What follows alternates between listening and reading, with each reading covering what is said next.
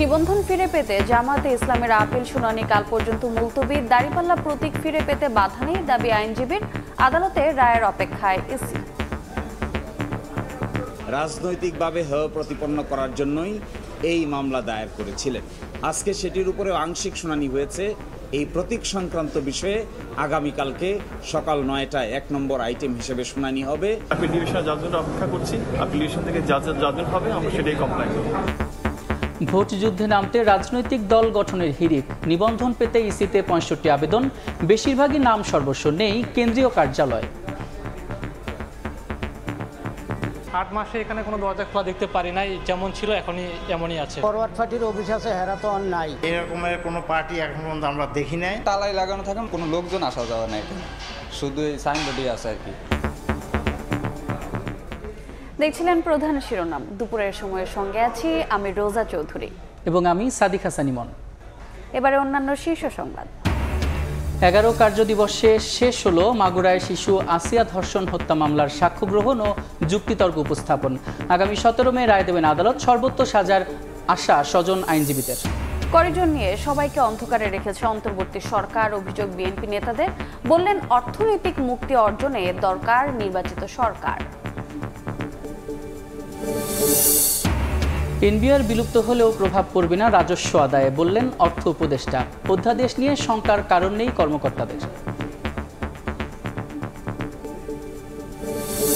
এবং ৩ দিনের মধ্যপ্রাচ্য সফরে সৌদি আরবে পা রাখলেন মার্কিন প্রেসিডেন্ট ট্রাম্প। রিয়াদের রাজকীয় অভ্যর্থনা। আলোচনায় গুরুত্ব পাবে অস্ত্র বিক্রি ও ফিলিস্তিনি ইস্যু।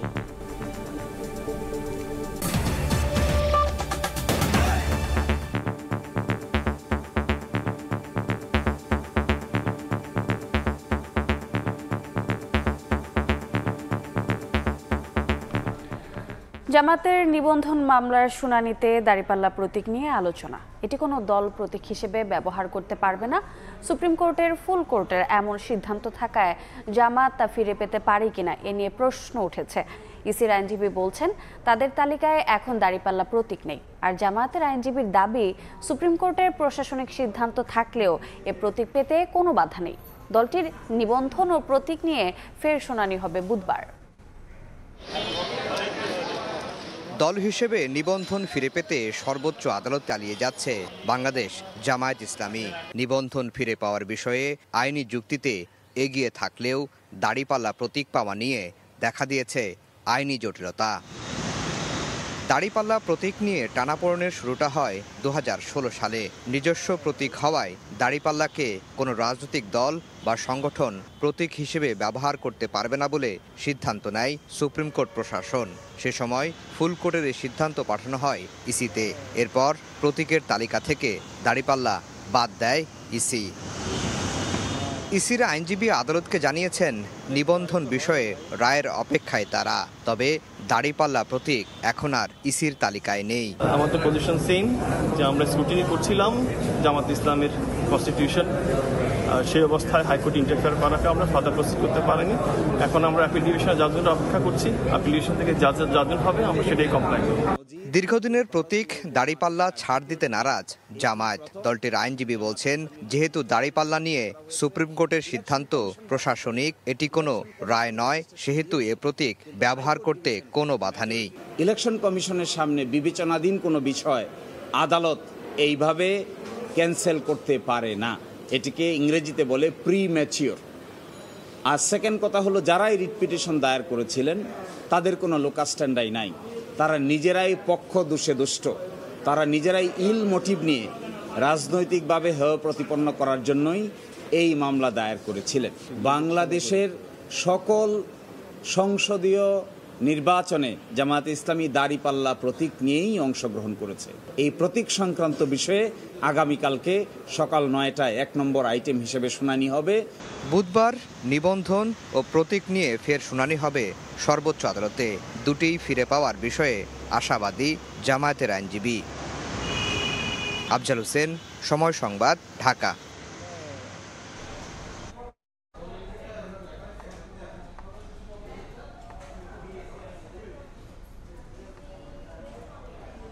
মাত্র 11 কার্যদিবসে শেষ হলো মাগুরার শিশু আসিয়া ধর্ষণ এবং হত্যা মামলার বিচারিক কার্যক্রম। আগামী 17 মে বিচারের রায় ঘোষণার দিন ধার্য করেছেন আদালত। আসামিদের বিরুদ্ধে সব অভিযোগ সুনির্দিষ্টভাবে প্রমাণ হওয়ায় তাদের সর্বোচ্চ শাস্তির দাবি করেছেন রাষ্ট্রপক্ষের আইনজীবী ও স্বজনরা। মাগুরা থেকে লোটাস রহমান সোহাগের রিপোর্ট। শেষ দিনের যুক্তিতর্ক উপস্থাপনে আদালতে তোলা হয় শিশু আসিয়া ধর্ষণ হত্যা মামলার সকল আসামিদের। মঙ্গলবার দুপুরে যুক্তিতর্ক উপস্থাপন শেষে নারী ও শিশু নির্যাতন দমন ট্রাইব্যুনালের বিচারক আগামী 17 মে এই মামলার রায় ঘোষণার দিন ধার্য করেন। গত 6 মার্চ বোনের বাড়ি মাগুরা সদর উপজেলার নিজ নান্দোয়ালি গ্রামে বেড়াতে এসে ধর্ষণের শিকার হয় আসিয়া। ঘটনার 7 দিন পরে 13 মার্চ রাজধানীর সম্মিলিত সামরিক হাসপাতালে মারা যায় শিশুটি। পরে শিশুটির মা আয়েশা খাতুন বাদী হয়ে মাগুরা থানায় মামলা করেন। 13 এপ্রিল হিটু শেখকে প্রধান অভিযুক্ত করে 4 জনের বিরুদ্ধে আদালতে চার্জশিট দেয় পুলিশ। সাক্ষ্য গ্রহণ শুরু হয় গত 27 এপ্রিল। 11 কার্যদিবসে মঙ্গলবার শেষ হয় বিচারিক কার্যক্রম।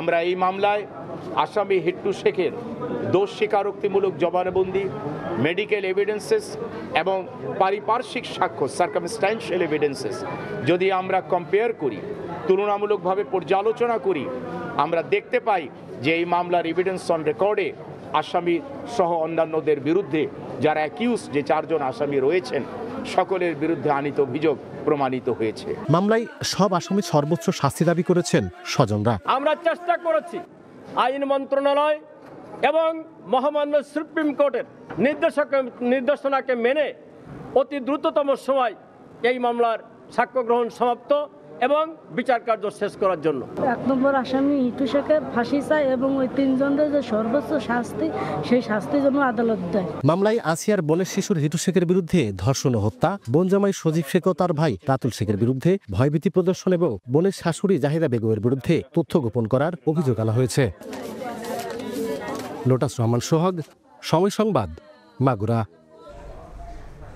এই মুহূর্তে মাগুরায় শিশু ও নারী নির্যাতন দমন ট্রাইব্যুনালের সামনে আছেন সহকর্মী লোটাস রহমান সোহাগ। সরাসরি যাচ্ছি তার কাছে।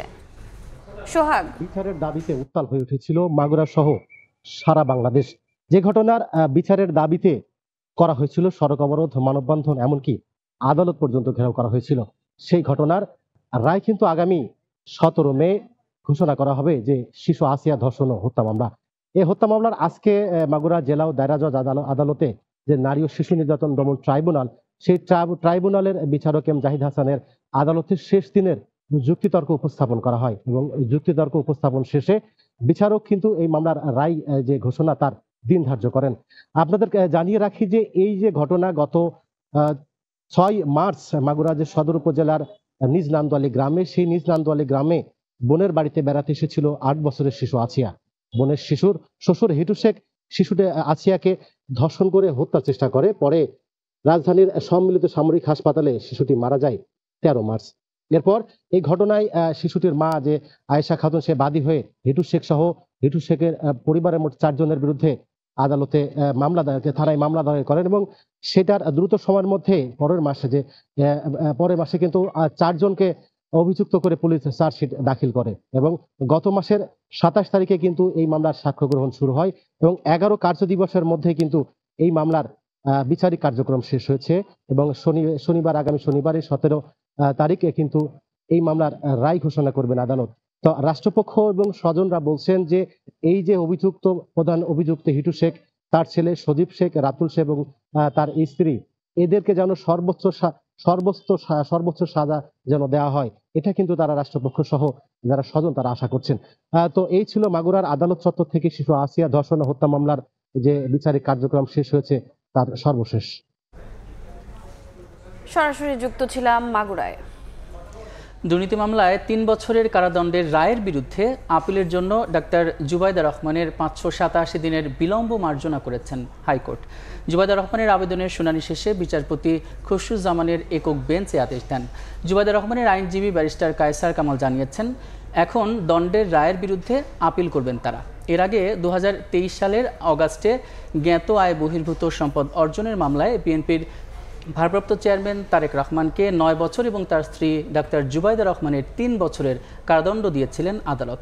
5 অগাস্টের পর আপিলের শর্তে জুবাইদা রহমানের সাজা স্থগিত করে সরকার। 17 বছর পর 6 মে বেগম জিয়ার সঙ্গে দেশে ফেরেন ডাক্তার জুবাইদা রহমান। রাখাইনে মানবিক করিডোর নিয়ে চূড়ান্ত সিদ্ধান্ত জানে না জনগণ, সবাইকে অন্ধকারে রেখেছে সরকার। জাতীয় প্রেস ক্লাবে আলোচনা সভায় বিএনপির স্থায়ী কমিটির সদস্য হাফিজউদ্দিন আহমেদ আরও বলেন, দেশের সামগ্রিক অর্থনৈতিক মুক্তি অর্জনে অ্যামেচার সরকার বাদ দিয়ে নির্বাচিত সরকার প্রয়োজন। একই অনুষ্ঠানে নাগরিক ঐক্যের সভাপতি মাহমুদুর রহমান মান্না প্রশ্ন করেন, কার স্বার্থে করিডোর দিচ্ছে সরকার? টিপাই মুখ বাঁধের সেখানেও তারা করেছে, যেটা করা ঠিক হবে না, এটা ভারতেও এটার এফেক্ট হবে। আরেকটা হচ্ছে আপনার রামপাল কয়লা পুড়িয়ে যে বিদ্যুৎ কেন্দ্র, কিন্তু এমনভাবে তিনি আত্মনিবেদন করেছিলেন দিল্লির কাছে, সেই আত্মনিবেদন থেকে শেখ হাসিনা যেন ফিরে আসতে চাননি। জনগণ জানে না, কোনো রাজনৈতিক দল জানে না, জনপ্রতিনিধিরা জানে না কি ধরনের করিডোর এটি হবে, এর লক্ষ্য কি। আমরা কি নতুন কোনো যুদ্ধে জড়িয়ে পড়তে যাচ্ছি? এই সম্পর্কে তো রাজনৈতিক দল সমূহের সাথে বসে সরকারের আলোচনা করা উচিত ছিল। জনগণ অন্ধকারে আছে, এটা কি ধরনের সরকার? কোনো ধরনের আগ্রাসনের সাথে আমরা জড়িত হব না। দেশের সামগ্রিক অর্থনৈতিক মুক্তি আমাদের লক্ষ্য। এই লক্ষ্য অর্জন করতে হলে আমাদের এই অ্যামেচার সরকার বাদ দিয়ে একটি নির্বাচিত সরকার দরকার। এই ইয়ং জেনারেশন হবে আমাদের এই স্বাধীনতা সার্বভৌমত্বের রক্ষা কবচ। বাংলাদেশের রাজনীতিতে সংস্কার প্রস্তাব নিয়ে জনগণের কাছে যেতে এর আগে কোনোদিন দেখেছেন আপনারা? কোনোদিন দেখেন নাই। এই প্রথম বাংলাদেশে সংস্কার প্রস্তাব নিয়ে জনগণের কাছে যাচ্ছে, তাদের সমর্থন চাচ্ছে। কারণ দিনের শেষে আপনি যত সংস্কারের কথা বলবেন, দিনের শেষে সংস্কার হতে হবে গণতান্ত্রিক প্রক্রিয়ার মাধ্যমে। বড় সংস্কারে হাত দিলে বিলম্বিত হবে আগামী জাতীয় নির্বাচন, তাই প্রয়োজনীয় সংস্কারে জোর দিয়েছে সিপিবি। আর জাতীয় ঐক্যমত্য কমিশনের সহসভাপতি আলী রিয়াজ বলেন, ভবিষ্যৎ বাংলাদেশের পথরেখা নির্ধারণ এবং গণ অভ্যুত্থানের পর রাষ্ট্রের কাঠামোগত পরিবর্তন করাই তাদের লক্ষ্য। ৩২তম দল হিসেবে জাতীয় ঐক্যমত্য কমিশনের সঙ্গে সংলাপে বাংলাদেশের কমিউনিস্ট পার্টি সিপিবি। মঙ্গলবার সকালে জাতীয় সংসদের এলডি হলে শুরু হয় এ বৈঠক। অংশ নেন সিপিবির ১১ সদস্যের প্রতিনিধি দল। শুরুতেই দলটির নেতারা বলেন, সরকারকে এখন প্রয়োজনীয় সংস্কার করতে হবে। বড় ধরনের সংস্কারে হাত দিলে বিলম্বিত হবে আগামী জাতীয় নির্বাচন। অন্তর্বর্তীকালীন সরকার রুটিন কাজের বাইরে যদি অনেক বড় কাজে হাত দিয়ে দেয়, তাহলে তার জন্য এটা কঠিন হয়ে যাবে। এবং এই কঠিন কাজ করতে যেয়ে অনেক সময় এমন কতকগুলো বিতর্কের সম্মুখীন হতে পারে, তার যে অন্যতম যে কাজ, যে একটা সুষ্ঠু গ্রহণযোগ্য নির্বাচন উপহার দেওয়া, সেইটাও কিন্তু সংকটে পড়তে পারে। এ সময় কমিশনের সহসভাপতি অধ্যাপক আলী রিয়াজ বলেন, ভবিষ্যৎ বাংলাদেশের পথরেখা নির্ধারণ এবং গণ অভ্যুত্থানের পর কাঠামোগত পরিবর্তন করাই ঐক্যমত্য কমিশনের লক্ষ্য। একটি গণতান্ত্রিক রাষ্ট্র, একটি জবাবদিহিতামূলক রাষ্ট্র, একটি রাষ্ট্র যা নাগরিকদের সমানভাবে মর্যাদা দিয়ে বিবেচনা করে, তাদের অধিকারকে সুরক্ষা করে, তার পথরেখা আমরা তৈরি করতে চেষ্টা করব। জাতীয় ঐক্যমত্য কমিশনের পক্ষ থেকে আমাদের লক্ষ্য হচ্ছে একটি জাতীয় সনদ, যাতে করে আমরা ভবিষ্যতের বাংলাদেশের পথরেখা কীরকম হবে তার একটা ধারণা পেতে পারি, তার একটা অগ্রযাত্রার পথ চিহ্নিত করতে পারি। ধারাবাহিক এই আলোচনাকে দেশ পুনর্গঠনে দলগুলোর সঙ্গে দীর্ঘমেয়াদী সংলাপের সূচনা বলেও মন্তব্য করেন আলী রিয়াজ। ধ্রুব ব্যানার্জি, সময় সংবাদ, ঢাকা। এই মুহূর্তে জাতীয় সংসদের এলডি হলে আছেন সহকর্মী ধ্রুব ব্যানার্জি, সরাসরি যাচ্ছে তার কাছে। ধ্রুব, জাতীয় ঐক্যমত্য কমিশনের সঙ্গে বাংলাদেশের কমিউনিস্ট পার্টি সিপিবির যে সংলাপ, সেটা এইমাত্র শেষ হয়েছে এবং আমরা লক্ষ্য করেছি যারা বৈঠকে অংশ নিয়েছিলেন তারা সবাই একে একে যে সংলাপের যে হলটি রয়েছে এলডি হল থেকে একে একে বেরিয়ে আসছেন। আমরা যেটা জানি, আজকে মূলত ৩২তম দল হিসেবে জাতীয় ঐক্যমত্য কমিশনের সঙ্গে বৈঠকে বসেছেন সিপিবি অর্থাৎ বাংলাদেশের কমিউনিস্ট পার্টি, এবং তাদের পক্ষ থেকে আজকে সকালেই কিন্তু জানানো হয়েছে তারা আজকে কি তুলে ধরবেন। তারা মূলত যেটা বলছিলেন যে আজকে জাতীয় ঐক্যমত্য কমিশনকে তারা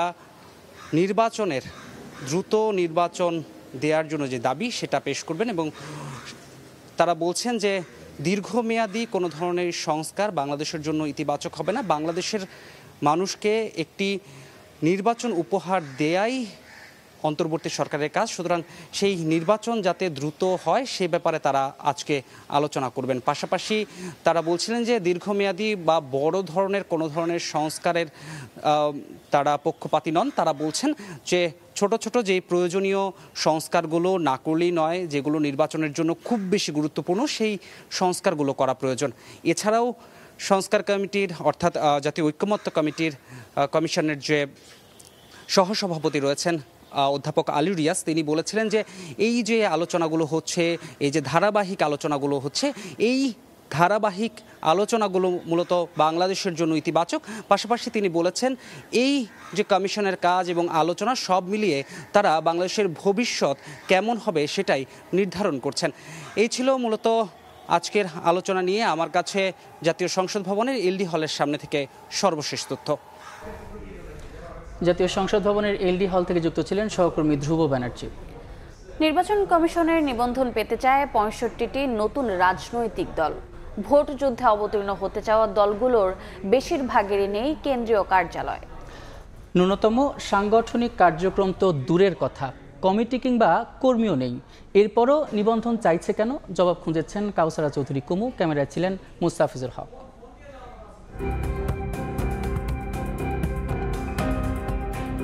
পরপর দুইবার আবেদন করেও ব্যর্থ। এবার নিবন্ধন পাওয়ার আশা বাংলাদেশ বেকার সমাজ পার্টির। দলটির কেন্দ্রীয় কার্যালয় ধানমন্ডির ক্রিসেন্ট রোডের ১৩১/১ এ নাম্বার বাসা। গণমাধ্যম কর্মী আসার খবরে হন্তদন্ত হয়ে চলে অফিস গোছানোর কাজ। দলটির সভাপতি নিউ মার্কেটের দোকানি হাসান। আমাকে সবাই বেকার বন্ধুগুলো ডাকে। ঢাকা শহরে গিয়ে আপনি যদি নিউ মার্কেটে বলেন যে বেকার হাসানকে চিনেন, আমাকে সবাই দেখা দেবে। ধানমন্ডি ২ নম্বর সড়কের প্রথম বাড়ি, দ্বিতীয় তলায় উঠতেই দেখা যায় কোচিং সেন্টার। এখানেই প্রধান কার্যালয়ের ঠিকানা দিয়েছে ফরওয়ার্ড পার্টি। ৮ মাসে এখানে কোনো দরজা খোলা দেখতে পারি নাই, যেমন ছিল এখনই এমনই আছে। ফরওয়ার্ড পার্টির অফিস আছে, হেরা তো আর নাই। ওই যে সরকার পতন হয়েছে না, ওই সময় যে গেছে আর এখনো খোলে টোলে নেই। দেয়ালে টানানো পোস্টারের ঠিকানা অনুযায়ী জনতার কথা বলে নামক দলের কার্যালয়ে গিয়ে দেখা যায় পরিত্যক্ত তালাবদ্ধ ঘর। আপনি সবশেষ অফিসে এসেছেন কবে? তালাই লাগানো থাকে, কোনো লোকজন আসা যাওয়া নাই। নির্বাচন কমিশনের জাস্টিস পার্টি বাংলাদেশ ও বাংলাদেশ জনগণের দল পার্টির কেন্দ্রীয় কার্যালয়ের যে ঠিকানা দেয়া হয়েছে সেখানে অস্তিত্ব নেই কোনো অফিসের। এরকমের কোনো পার্টি এখন পর্যন্ত আমরা দেখি নাই। আমাদের এই চতুর্থ তলায় কোনো এইসবগুলো দেখি নাই। আমাদের নিজস্ব অফিস আছে, ওইটা আমাদের ঠিকাদারি অফিস। ঠিকাদারি অফিস কি রাজনৈতিক অফিস বানিয়েছেন তাহলে? আপনি একা, আপনি মেয়ে, আপনি মা, আপনি কারো বোন, এটাই তো। এখন সেটা তো দোষের কিছু না। পুরানা পল্টনের ইব্রাহিম ম্যানশন ভাসানী জনশক্তি পার্টি খুঁজতে গিয়ে পাওয়া গেল ভাসানী অনুসারী পরিষদ। ৩ সপ্তাহ আগে দলের নাম পরিবর্তনের কথা জানান মুখপাত্র। দলের গঠনতন্ত্র চাওয়ায় পড়লেন বিপাকে। পলিটিক্যাল প্ল্যাটফর্মটাকে কাজে লাগানোর জন্য এই নামটা পরিবর্তন করেছি। ভাসানী অনুসারী পরিষদটা থেকে যাচ্ছে। গঠনতন্ত্রটা কি একটু দেখানো যাবে? গঠনতন্ত্র তো আমাদের সেক্রেটারির কাছে এই মুহূর্তে নাই। দেশে শান্তি প্রতিষ্ঠায় দলের নাম রাখা হয়েছে বাংলাদেশ শান্তির দল। এর প্রধান অবসরপ্রাপ্ত বিচারক। ১০০ সদস্যের কেন্দ্রীয় কমিটি থাকার কথা বললেও নথি দেখাতে ব্যর্থ তিনি। একটি কেন্দ্রীয় কমিটি, একটি গঠনতন্ত্র, একটি কেন্দ্রীয় অফিস, এর মধ্য দিয়ে আপনারা নিবন্ধন দেন এবং আমার বিশ্বাস আজ না হয় কাল নির্বাচন কমিশন ও জাতির শুভ বুদ্ধির উদয় হবে।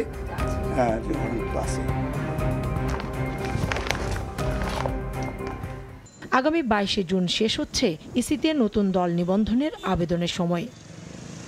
কাউসারা চৌধুরী কুমু, সময় সংবাদ, ঢাকা। আত্মপ্রকাশ হচ্ছে জাতীয় নাগরিক পার্টির যুব শাখার। আগামী ১৬ মে গুলিস্তানে শহীদ আবরার ফাহাদ অ্যাভিনিউয়ে আত্মপ্রকাশ ঘটবে। দুপুরে রাজধানীর বাংলা মোটরে এক সংবাদ সম্মেলনে এ ঘোষণা দেয়া হয়। সংবাদ সম্মেলনে এনসিপির মুখ্য সমন্বয়ক নাসির উদ্দিন পাটোয়ারি বলেন, দল গঠনের পর তরুণ শক্তিকে ঐক্যবদ্ধ করার জন্য কাজ শুরু করা হয়। বাংলাদেশে তরুণদের ঐক্যবদ্ধ করে তাদের ভাগ্যের চাকা ঘোরাতে এ সিদ্ধান্ত। তিনি আরও বলেন, ছাত্রশক্তি যেভাবে বাংলাদেশের স্বৈরতান্ত্রিক ব্যবস্থাকে হটিয়ে বাংলাদেশকে একটি নতুন পর্যায়ে নিয়ে আসতে পেরেছে, জাতীয় যুবশক্তি একটি মাইল ফলক হিসেবে কাজ করবে।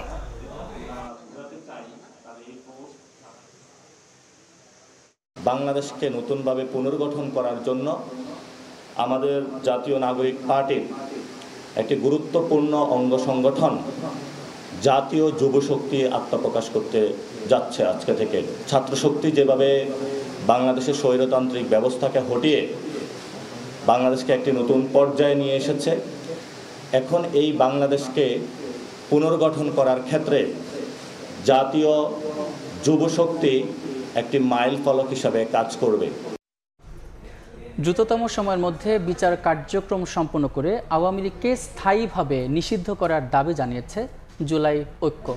ঢাকা বিশ্ববিদ্যালয়ের মধুর ক্যান্টিনে এক সংবাদ সম্মেলনে এই দাবি জানায় সংগঠনটি। এ সময় তারা বলেন, বিগত 15.5 বছরের দুঃশাসনের মূল সহযাত্রী হিসেবে কাজ করা 14 দল এবং জাতীয় পার্টিও দায়মুক্তি পেতে পারে না। অবিলম্বে এসব দলের নিবন্ধন বাতিল এবং নিষিদ্ধ এবং বিচারের আওতায় আনার আহ্বান জানান তারা। জুলাই বিপ্লবের ঘোষণাপত্র 30 কর্মদিবসের মধ্যে প্রকাশ না করলে ছাত্র জনতাকে সঙ্গে নিয়ে কঠোর কর্মসূচির হুঁশিয়ারি জুলাই ঐক্যের। 3 দিনের মধ্যে জুলাই যোদ্ধা ও শহীদ পরিবারের পূর্ণাঙ্গ পুনর্বাসনের রোড ম্যাপ প্রকাশের দাবি জানিয়েছে ওয়ারিয়র্স অফ জুলাই। দুপুরে শাহবাগে জুলাই শহীদ স্মৃতি ফাউন্ডেশনের সামনে বিভিন্ন অভিযোগ ও দাবি নিয়ে সংবাদ সম্মেলনে সংগঠনটি বলছে, রোড ম্যাপে প্রতিশ্রুতি ও ক্যাটাগরি অনুযায়ী দক্ষতা ভিত্তিক প্রশিক্ষণ প্রদান এবং যোগ্যতা অনুসারে সরকারি ও আধা সরকারি প্রতিষ্ঠানে অগ্রাধিকার ভিত্তিতে নিয়োগের বিষয়টিও অন্তর্ভুক্ত করতে হবে। এছাড়া জুলাই যোদ্ধাদের নিরাপত্তা, মর্যাদা ও রাষ্ট্রীয় স্বীকৃতি নিশ্চিত করতে জুলাই যোদ্ধা সুরক্ষা আইন কার্যকর করার দাবি জানিয়েছে সংগঠনটি। দুপুরের সময় আরও থাকছে। ভারতে আটকের পর থানায় নিয়ে নির্যাতন, জাহাজে তুলেও মারধর, নৌপথে সুন্দরবনে পুশিন করা 75 বাংলাদেশের শরীরে ক্ষত, পরিবারের কাছে হস্তান্তর করল কোস্টগার্ড। ভারতের গুজরাটে থানায় নিয়ে মারধর, তারপর চোখ বেঁধে জাহাজে তুলে চলে অমানবিক নির্যাতন। কয়েকদিন পর গভীর রাতে সাতক্ষীরা সংলগ্ন সুন্দরবনের চরে 78 জনকে ফেলে যায় ভারতীয় কর্তৃপক্ষ। তাদের প্রত্যেকের শরীরে নির্যাতনের চিহ্ন। ভুক্তভোগীদের মধ্যে 75 জন বাংলাদেশি। তাদের পরিবারের কাছে হস্তান্তর করেছে কোস্টগার্ড। দফায় দফায় নির্যাতন, কখনো বাড়ি ঘরে ঢুকে, কখনো থানায় নিয়ে। নাগরিকত্বের প্রমাণ দেখাতে না পারায় ভারতের গুজরাটে পুলিশের হাতে নিপীড়নের শিকার বহু মানুষ। এক পর্যায়ে চোখ বেঁধে শখানেক ব্যক্তিকে তোলা হয় জাহাজে, সেখানেও চলে মারধর, খাবার দেয়া হয় সামান্য। শুক্রবার গভীর রাতে সুন্দরবন সংলগ্ন সাতক্ষীরার শ্যামনগর উপজেলার মান্দারবাড়িয়া এলাকার চরে ওই জাহাজ থেকে 78 জনকে ফেলে যায় ভারতীয় কর্তৃপক্ষ। তাদের সবার শরীরেই রয়েছে নির্যাতনের চিহ্ন। পুরুষদেরকে, মহিলাদেরকে সবাইকে তুলে নিয়ে যায়। সুরত উনপাটিয়া গুজরাটে থাকতাম। রাত 3টের সময় আমারে উঠাই নিয়ে আইছে, আমার বউ বাচ্চা এখানে রয়েছে। মার খেতে খেতে কেউ বেহুশ হয়ে যায়, বেহুশ হয়ে গেল তারপরেও মারে আর বলে কি যদি মরে যায় তাহলে সমুদ্রের ভিতরে ফেলে দেব। মঙ্গলবার সকালে সাতক্ষীরার শ্যামনগর থানায় সংবাদ সম্মেলনে কোস্টগার্ড জানিয়েছে, পুশ ইন করা 78 জনের মধ্যে 75 জন খুলনা, যশোর, নড়াইল সহ বিভিন্ন জেলার বাসিন্দা, বাকি 3 জন ভারতীয়, তবে সবাই বাংলা ভাষাভাষী। বুলডোজার দিয়ে তাদের ঘরবাড়ি ভেঙে দেওয়া হয়, তাদের পরিবারের সামনে তাদেরকে অমানবিক অত্যাচার, শারীরিক নির্যাতন এবং ধর্মীয় অবমাননার সূচক মন্তব্য প্রদান করে। আইনি প্রক্রিয়া শেষে বাংলাদেশিদের পরিবারের কাছে হস্তান্তর করে কোস্টগার্ড। আর 3 ভারতীয়কে নিজ দেশে ফেরত পাঠানোর প্রক্রিয়া চলছে। সময় সংবাদ, সাতক্ষীরা। দুপুরের সময় আরও থাকছে। হামলা পাল্টা হামলা থামলেও চলছে ভারত পাকিস্তান বাকযুদ্ধ। জাতির উদ্দেশ্যে মোদির বক্তব্যকে ভিত্তিহীন আখ্যা ইসলামাবাদের। পরমাণু সংঘাত ঠেকানোর দাবি ট্রাম্পের।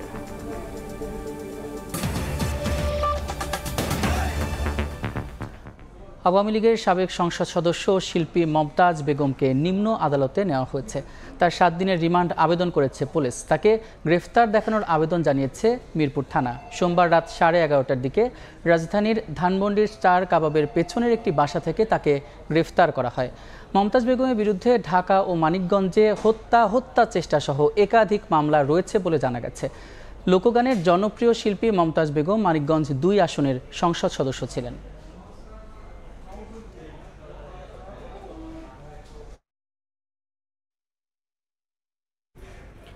প্রায় 350 কোটি টাকার অনিয়ম ও 102 কোটি টাকার রাজস্ব ফাঁকির অভিযোগে শান্ত মরিয়ম ইউনিভার্সিটির বিরুদ্ধে অনুসন্ধানে নেমেছে দুদক।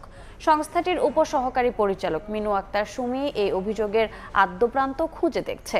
ইতিমধ্যে বিশ্ববিদ্যালয়ের আয় ব্যয়ের সব নথিপত্র তলব করে উপাচার্য বরাবর চিঠি পাঠিয়েছেন অনুসন্ধানকারী কর্মকর্তা। অভিযোগে বলা হয়েছে, শান্ত মরিয়ম ইউনিভার্সিটি কর্তৃপক্ষ বিশ্ববিদ্যালয়ের বিধিমালা লঙ্ঘন করে নিজস্ব আয়ের ৩৪৩ কোটি শান্ত মরিয়ম ফাউন্ডেশনে হস্তান্তর ও প্রতিষ্ঠা লগ্ন থেকে প্রায় ১০২ কোটি টাকা রাজস্ব ফাঁকি দিয়েছে। চিকিৎসকদের বেতন বৃদ্ধির প্রস্তাব দ্রুতই বাস্তবায়ন করা হবে বলে জানিয়েছেন স্বাস্থ্য উপদেষ্টা নূরজাহান বেগম। সকালে চীন মৈত্রী সম্মেলন কেন্দ্রে চক্ষু চিকিৎসকদের সম্মেলনে একথা জানান তিনি। ৭,০০০ চিকিৎসককে পদোন্নতি দেওয়ার সিদ্ধান্ত নেওয়া হয়েছে বলেও জানান উপদেষ্টা। জুলাই আহতদের প্রাথমিকভাবে সঠিক চিকিৎসা দেওয়ায় দেশের ডাক্তারদের প্রশংসা করেন তিনি। এ সময় ওষুধ খাতে প্রতারণার দিকে না ঝুঁকে দাম কমানোর ওপর নজর দেওয়ার আহ্বান জানান স্বাস্থ্য উপদেষ্টা।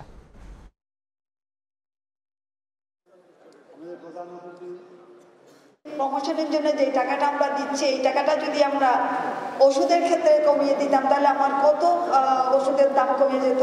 একজন সার্জন উনি যখন অপারেশন করেন উনি যে টাকাটা পান, অ্যানেস্থেশিয়ার ডাক্তার সেই পয়সাটা পায় না। লেখাপড়া করবে কেন?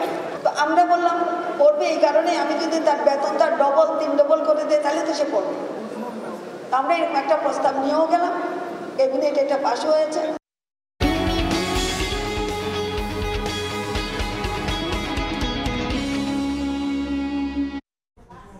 এনবিআর ভেঙে নীতি ও ব্যবস্থাপনা আলাদা করলেও সংস্থাটির কর্মকর্তাদের স্বার্থ বহাল আছে বলে মনে করেন অর্থ উপদেষ্টা সালেউদ্দিন আহমেদ।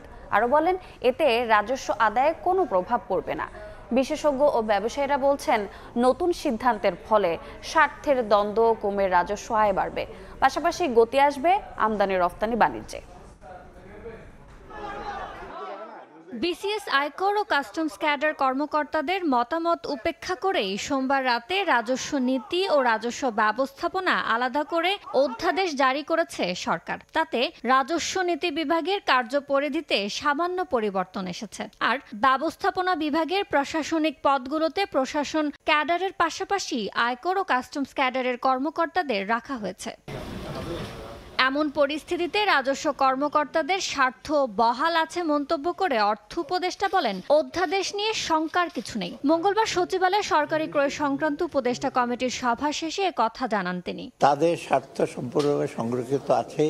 পলিসি একটা ডিভিশন হবে, এটা অত্যন্ত ছোট একটা ডিভিশন, অতএব এনবিআর এর দুশ্চিন্তা করার কোনো কারণ নেই। কিন্তু রাজস্ব আদায় গতবারের তুলনায় 2% কিন্তু বেশি হয়েছে। অ্যাটলিস্ট গতবারের চেয়ে কম তো হবে না। সাবেক এনবিআর চেয়ারম্যান বলছেন, রাজস্ব বোর্ডের হাতে নীতি ও ব্যবস্থাপনা নিয়ন্ত্রণ থাকায় স্বার্থের দ্বন্দ্ব তৈরি হতো। এবার সেই পরিস্থিতি থাকবে না, বাড়বে রাজস্ব খাতের স্বচ্ছতা। দেশের রাজস্ব আহরণের ক্ষেত্রে কর ন্যায্যতা, করের দক্ষতা কিংবা জবাবদিহিতা, এইসব ব্যাপারগুলো চ্যালেঞ্জিং এর ভিতরে পড়ে যদি একই ব্যক্তি একই প্রতিষ্ঠান নীতিও প্রণয়ন করে আবার বাস্তবায়নও করে। এই জন্যই নীতি এবং বাস্তবায়নকে একটু আলাদা করা হয়েছে। রাজস্ব সংস্কারের এই উদ্যোগকে স্বাগত জানিয়ে আমদানি রফতানি বাণিজ্যে প্রতিনিয়ত যেসব জটিলতা হচ্ছে তা কমে আসবে বলে আশা ব্যবসায়ী নেতাদের। দীর্ঘদিনের যে দাবি সেটা একটা পূরণ হলো, আর দ্বিতীয়ত হলো যে আমদানি রপ্তানির ক্ষেত্রে নানা জটিলতাগুলির অবসান করার জন্য ওই কমিটি কাজ করবে। রাজস্ব নীতি বিভাগের কাজ হবে সার্বিক অর্থনৈতিক উন্নয়নকে প্রাধান্য দিয়ে রাজস্ব যোগানে সম্প্রসারণমূলক ও যৌক্তিক কর ভিত্তি তৈরি করা, আর সেটি প্রয়োগ করবে ব্যবস্থাপনা বিভাগ। ইয়ানুর শিফাত, সময় সংবাদ, ঢাকা। দেশের বাইরের খবর। দ্বিতীয়বারের মতো ক্ষমতা গ্রহণের পর প্রথম রাষ্ট্রীয় সফরে সৌদি আরব গেলেন মার্কিন প্রেসিডেন্ট ডোনাল্ড ট্রাম্প।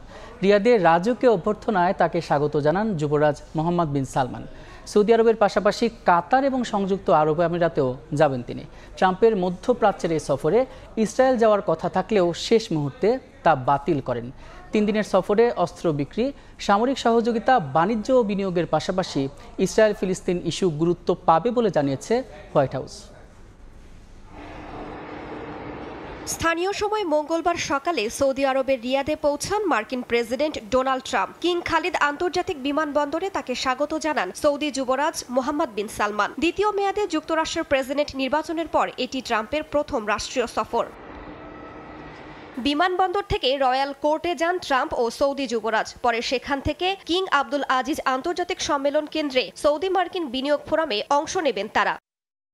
গণমাধ্যমকে দেয়া সাক্ষাৎকারে এই সফরকে ঐতিহাসিক উল্লেখ করেন ট্রাম্প। 3 দিনের এই সফরে সৌদি আরবের পাশাপাশি সংযুক্ত আরব আমিরাত ও কাতারে যাবেন মার্কিন প্রেসিডেন্ট। হোয়াইট হাউস জানায় সফরের মূল উদ্দেশ্য হল মধ্যপ্রাচ্যের দেশগুলোর সঙ্গে যুক্তরাষ্ট্রের সম্পর্ক জোরদারের পাশাপাশি পারস্পরিক স্বার্থ সংশ্লিষ্ট বিভিন্ন বিষয়ে আলোচনা করা, গাজায় যুদ্ধবিরতি এবং সৌদি আরব ইসরায়েলের সম্পর্ক স্বাভাবিকরণ, অস্ত্র বিক্রির মতো গুরুত্বপূর্ণ ইস্যুতেও আলোচনা হবে বলে জানানো হয়। একই সঙ্গে আঞ্চলিক স্থিতিশীলতা, অর্থনৈতিক সহযোগিতা এবং সন্ত্রাসবাদ মোকাবিলায় যৌথ উদ্যোগের ওপর বিশেষ গুরুত্বারোপ করবেন ট্রাম্প।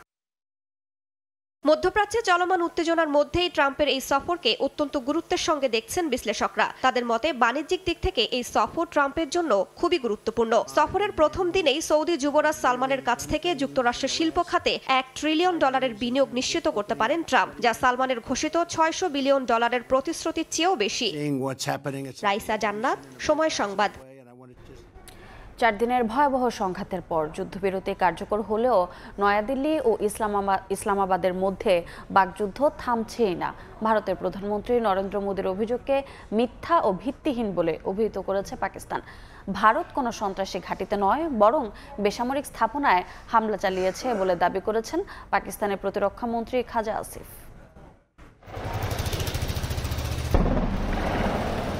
সোমবার আবারও পাকিস্তানের বিরুদ্ধে যুদ্ধবিরতি লঙ্ঘনের অভিযোগ তুলেছে ভারতের সেনাবাহিনী। তাদের দাবি, জম্মু কাশ্মীরের সাম্বা জেলায় ড্রোন হামলার চেষ্টা করে পাকিস্তানের সেনারা। আকাশ প্রতিরক্ষা ব্যবস্থার সাহায্যে ড্রোন ধ্বংসের দাবি করা হয়। 2 দেশের মধ্যে সংঘাত বন্ধের পর প্রথমবার জাতির উদ্দেশ্যে ভাষণ দেন ভারতের প্রধানমন্ত্রী নরেন্দ্র মোদী। নতুন করে হামলা হলে পাকিস্তানের সীমানায় ফের আঘাত হানবে দিল্লি বলে হুঁশিয়ারি দেন তিনি। ইসলামাবাদের বিরুদ্ধে সন্ত্রাসবাদে মদত দেওয়ার অভিযোগ আনেন ভারতের প্রধানমন্ত্রী। टेरर और टॉक एक साथ नहीं हो सकते। टेरर और ट्रेड एक साथ नहीं चल सकते। নরেন্দ্র মোদীর বক্তব্যের তীব্র প্রতিবাদ জানিয়েছে পাকিস্তান। নয়াদিল্লির অভিযোগকে মিথ্যা ও ভিত্তিহীন হিসেবে অভিহিত করেছেন পাকিস্তানের প্রতিরক্ষা মন্ত্রী খাজা আসিফ। মোদী পরাজিত জুয়ারের মতো কথা বলছেন বলে মন্তব্য করেন তিনি। রেহানুল রানা, সময় সংবাদ। ক্রিকেটের খবর। টি-20তে নতুন শুরুর অপেক্ষা। পূর্ণমেয়াদে নেতৃত্ব পেয়ে কাল স্কোয়াড নিয়ে প্রথম মিশনে আমিরাত যাচ্ছেন লিটন দাস। 2 ধাপে ঢাকা ছাড়বে টাইগাররা। কদিন আগেই নতুন টি-20 অধিনায়ক হিসেবে লিটনের নাম ঘোষণা করে বিসিবি। এরপর সংযুক্ত আরব আমিরাত এবং পাকিস্তান সফরের জন্য ক্যাম্প শুরু হয় টাইগারদের। ভারত পাকিস্তান সংঘাতের প্রভাবে পাকিস্তান সফর নিয়ে অনিশ্চয়তা তৈরি হয়। 25 মে থেকে শুরু হওয়ার কথা ছিল 5 ম্যাচ টি-20 সিরিজ। জানা গেছে 2 দিন পিছিয়ে 27 মে থেকে শুরু হতে পারে ওই সিরিজ। আজ পিসিবির সঙ্গে আলোচনা করার কথা বিসিবির, এরপরে জানা যাবে চূড়ান্ত সিদ্ধান্ত। এদিকে নির্ধারিত সময়েই হচ্ছে আমিরাত সফর। 17 ও 19 মে শারজায় 2টি টি-20 খেলবে বাংলাদেশ দল। আগামীকাল সকাল 10টা এবং সন্ধ্যা 7টায় 2 ধাপে আরব আমিরাতে যাবে লিটনের দল।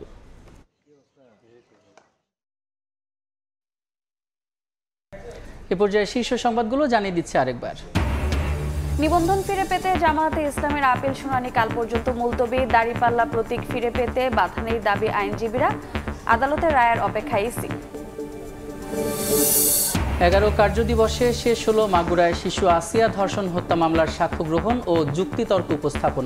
আগামী 17 মে রায় দেবেন আদালত। সর্বোচ্চ সাজার আশা স্বজন আইনজীবীদের। করিডোর নিয়ে সবাইকে অন্ধকারে রেখেছে অন্তর্বর্তী সরকার। অভিযোগ বিএনপি নেতাদের, বললেন অর্থনৈতিক মুক্তি অর্জনে দরকার নির্বাচিত সরকার।